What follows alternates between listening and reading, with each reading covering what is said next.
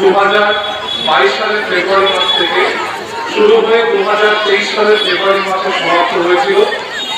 সেই সার্থক শতবর্ষকে মাথায় রেখে আমাদের যে প্রবেশ তোরণ নির্মাণ শুরু হয়েছিল, যার সম্পূর্ণভাবে নির্মাণের দায়িত্ব গ্রহণ করেছিলেন প্রভুপাদ নিত্য গোপাল গোস্বামী মহাশয়। তার পিতার স্মৃতিতে শ্রী মদন গোপাল গোস্বামী, প্রভুপাদ শ্রী মদন গোপাল গোস্বামী মহারাজের স্মৃতিতে এই প্রবেশ তোরণ নির্মাণ করিয়েছে। আজ সেই প্রবেশ তোরণ নির্মাণের সম্পূর্ণ হওয়ার পর কৃষ্ণ সাহা ছাত্ররা কেউ বাড়ি যাবে না।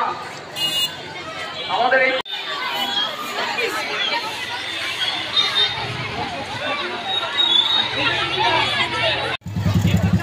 উপস্থিত হয়েছেন বিভিন্ন ওয়ার্ড সবাইকে সামনের দিকে।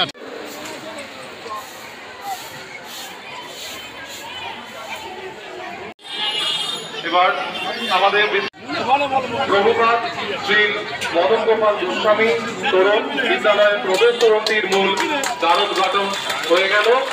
দ্বারোদ্ঘাটন করলেন শ্রী নিত্য গোপাল গোস্বামী মহাশয়।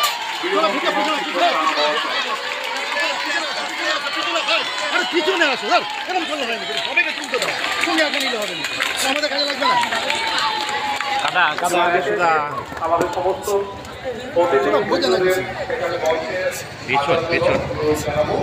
আমরা রবীন্দ্র সংস্কৃতি মঞ্চে সম্মানীয় সকল অতিথিদের হিন্দুদের বিনম্র আমরা আবেদন জানাবো। আমাদের মূল যে অনুষ্ঠান রবীন্দ্র সংস্কৃতি মঞ্চে অনুষ্ঠিত হবে, বিদ্যালয়ের পুরস্কার বিতরণী সহ এবং সার্ধ শতবর্ষের স্মারক গ্রন্থ সেখানে প্রকাশ হবে। সকল সম্মানীয় অতিথিবৃন্দদের রবীন্দ্র সংস্কৃতি মঞ্চে